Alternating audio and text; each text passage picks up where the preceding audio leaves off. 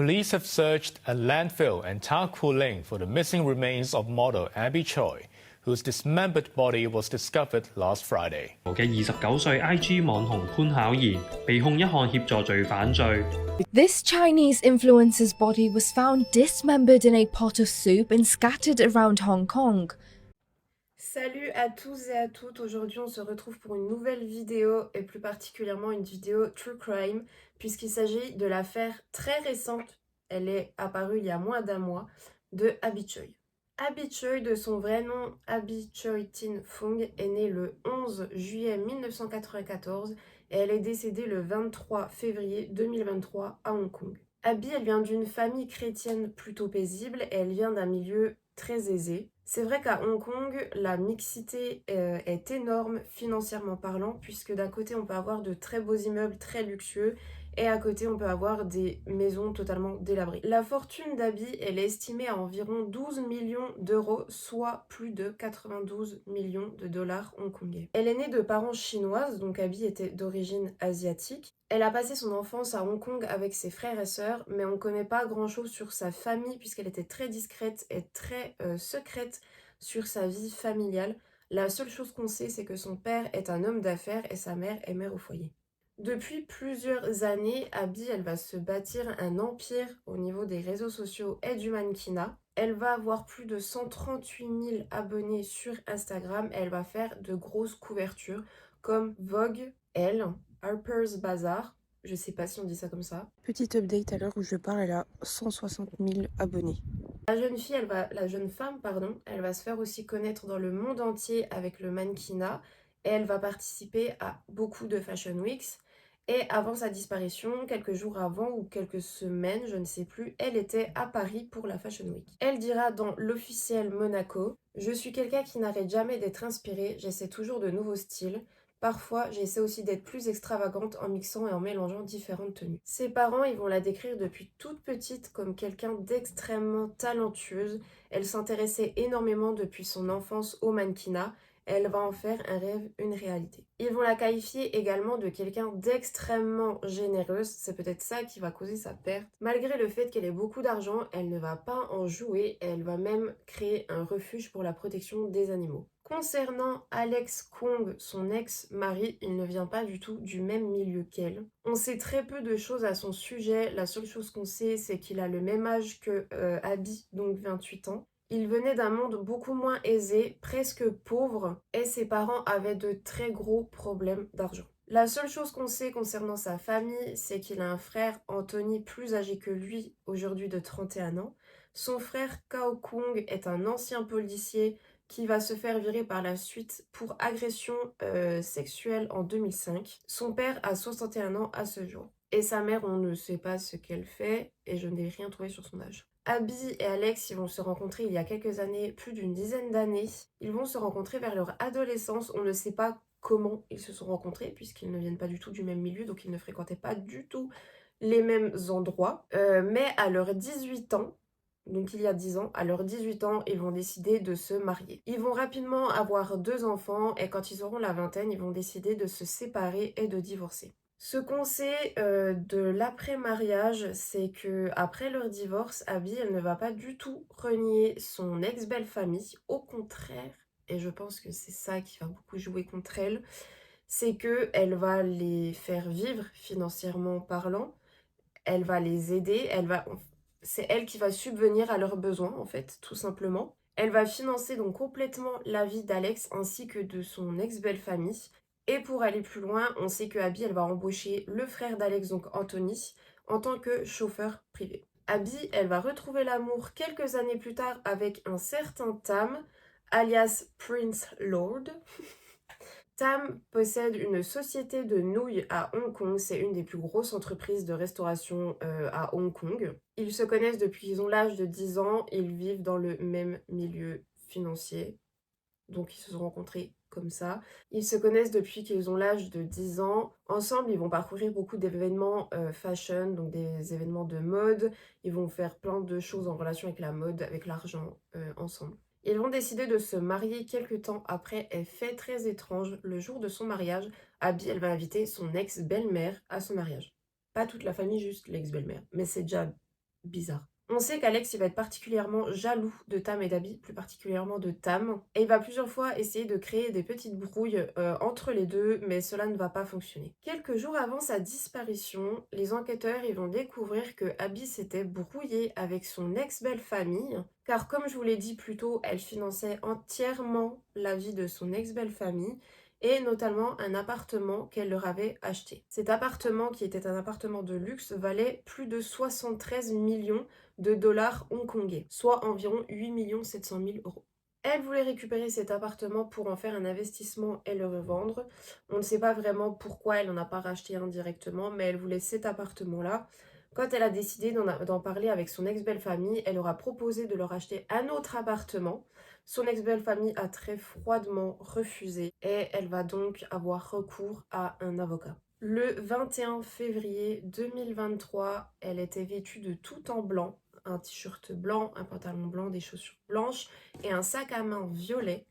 Elle va faire sa journée tranquillement et le soir, elle va aller en direction de l'école de ses enfants avec l'aide donc de son chauffeur qui est Anthony, le frère d'Alex. Malheureusement, comme vous en doutez bien, elle n'arrivera jamais à l'école de ses enfants. La famille de son mari et son mari vont être tout de suite prévenus puisque les enfants vont attendre quelques heures devant l'école tout seuls. Ils vont directement conclure à une disparition. Ils vont appeler les autorités hongkongaises qui vont eux penser au début à un enlèvement avec demande de rançon, sauf qu'aucun appel n'aura été passé, donc ils vont vite exclure cette possibilité. Ils vont d'abord s'intéresser donc à la famille d'Abby, sauf qu'ils n'ont rien trouvé de leur côté puisque tout se passait bien, ils vivaient dans un milieu aisé, pardon.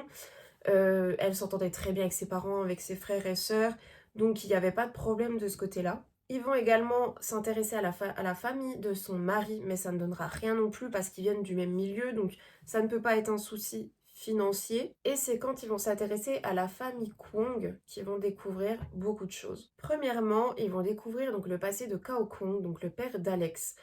Comme je vous l'ai dit tout à l'heure, il a été viré de son travail de policier. Mais en plus, quelques jours avant la disparition d'Abby, Cao et sa maîtresse, parce que oui, monsieur avait une maîtresse, il va louer un appartement, ou une maison, pardon, il va louer une maison à Taipo, je ne sais pas comment on dit, Taipo, plus particulièrement Lung Mei à Hong Kong.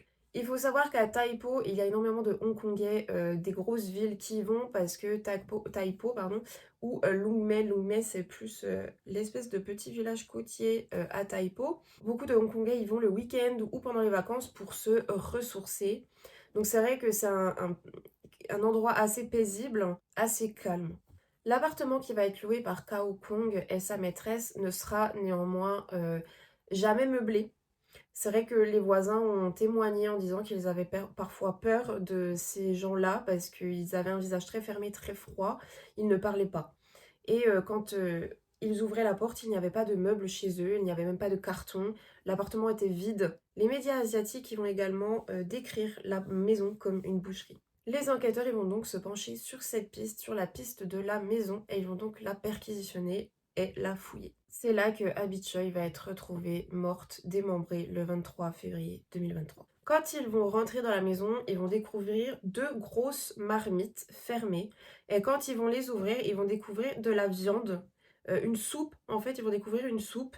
Donc de la viande avec des carottes, d'autres légumes. Il y en avait d'autres, mais je ne sais plus. J'ai retenu que carottes. Au début, ils ne vont pas se douter que la viande est des restes humains. La seule chose qu'ils vont retrouver dans la maison, c'est une scie électrique et un hachoir à viande. Après vérification de la viande, ils vont découvrir qu'il s'agissait bien des restes humains de Abby Choi. Je sais que sa tête, je crois, va être retrouvée, mais tous les restes ne vont pas être retrouvés. Ils ont retrouvé des os. Dans la soupe également, il y avait des os. Ils vont retrouver de la chair, mais ils ne vont pas retrouver tout le corps entier. Des fouilles vont être faites un petit peu partout à Hong Kong, notamment dans les endroits où elle a été retrouvée et où elle a disparu. Dans des déchetteries également, au bord de mer, ils vont faire énormément de recherches pour retrouver chaque morceau de corps en fait de Abby. C'est ignoble. Les parents d'Alex et le frère d'Alex vont être arrêtés et inculpés très rapidement le jour même. Car oui, la mère est aussi impliquée dans la disparition. Vous savez, la même mère qui était allée au mariage. Elle va être inculpée aussi pour destruction de preuves, complicité de meurtre, pardon, et qu'elle va faire essayer de disparaître toutes les preuves. Son frère Anthony, donc comme je vous l'ai dit, va être inculpé aussi, mais en fait Alex, lui, on ne va pas le retrouver tout de suite. Il sera retrouvé plus tard en train de tenter de fuir par la mer. Il y a eu d'autres personnes arrêtées, je crois qu'au total il y a eu 7 personnes arrêtées dans le meurtre d'Abby Choi, mais les autres personnes on ne va pas en parler parce que c'était la femme, donc la maîtresse de Kao Kong qui a été arrêtée et inculpée aussi. Et il y a eu d'autres personnes, mais c'est pas très... Enfin, ils ont aidé dans le meurtre. De ce que l'on sait des déroulements du meurtre, c'est qu'en fait, donc quand Abby a appelé Anthony pour se rendre à l'école de ses enfants, il est bien arrivé. On le voit sur certaines caméras de surveillance. Je vais essayer de chercher des images de caméras de surveillance pour vous montrer. Anthony est bien arrivé, Abby est bien montée dans sa voiture comme prévu. Pardon. Abby donc est bien montée dans la voiture d'Anthony et ils sont bien partis. Et je sais pas si vous savez, mais comme dans beaucoup de pays, il y a des tunnels, enfin, pas souterrains, mais vous savez, genre des espèces de tunnels qui passent sous les montagnes ou souterrains, ou je n'en sais rien. Et en fait, à ce moment-là, il n'y avait pas forcément de caméras de surveillance. Ils sont rentrés dans le tunnel. Anthony s'est arrêté. Il a fait monter Alex, donc l'ex-mari de Abby. Et au moment... J'ai vu plusieurs articles, mais c'est vrai que j'ai oublié de vous prévenir. Tout ce que je dis dans la vidéo est à prendre avec des pincettes parce que ça s'est passé extrêmement récemment. Donc il y a des choses peut-être qui vont être dites qui sont fausses, peut-être qui sont vraies, peut-être qui vont être modifiées dans l'avenir. On ne sait pas. Donc c'est vrai que cette vidéo est aussi à prendre avec des pincettes et j'ai pas envie de faire d'erreur. J'ai vu donc dans plusieurs articles que quand Alex est monté dans la voiture, il y avait peut-être une autre personne. Mais ça, comme je vous dis, on ne sait pas trop. J'ai eu des articles où on disait qu'il était tout seul, des articles où il y avait d'autres personnes avec lui. Donc on va rester sur celle où Alex est tout seul. Donc au moment de monter dans la voiture, Alex, il va donner un coup très fort sur la tête d'Abby, ce qui va l'assommer directement. Les enquêteurs d'ailleurs, quand ils vont retrouver la tête de Abby, ils vont trouver un trou énorme dans son crâne. On ne sait pas trop avec quoi il l'a assommé. Pour le moment, on n'a pas retrouvé, je crois. Mais je pense qu'on se doute bien que si elle doit avoir un trou, c'est peut-être avec un marteau ou quelque chose de la sorte. Quand ils vont arriver donc dans la maison que le père Kao Kong avait louée, Abby était toujours inconsciente. Donc on ne sait pas si, quand ils l'ont démembrée, elle était consciente ou non, si elle était décédée ou non. On ne sait pas pour le moment. Fait divers, Alex, il était recherché depuis 2015 pour trafic d'or d'environ 5 millions de dollars hongkongais. À ce jour, on n'a pas plus d'informations. Il y a beaucoup d'articles sur internet, autant anglais que chinois que français. J'ai vu très peu de vidéos YouTube, je crois que j'ai dû en voir 2 de vidéos YouTube en parler. Donc c'est pour ça que je vous dis de prendre avec des pincettes parce qu'on ne sait pas ce qui est vrai, on ne sait pas ce qui est faux. Peut-être qu'ils vont changer d'alibi, peut-être qu'ils vont changer de discours. La seule chose qu'on sait, c'est qu'il y a aujourd'hui 7 personnes inculpées et arrêtées pour le meurtre d'Abby Choi. Son compte Instagram est toujours actif. Il y a énormément de messages de Rest in Peace sur les commentaires. C'est vrai, oui, voilà, comme je vous ai dit, à ce jour, on n'en connaît pas plus. Est-ce que le meurtre est résolu? On ne sait pas, parce que le corps a été retrouvé assez rapidement. Mais c'est tout ce qu'on sait pour le moment. Sur ce, je vous dis, prenez soin de vous, buvez beaucoup d'eau, mangez bien, reposez-vous et à la prochaine. Bisous.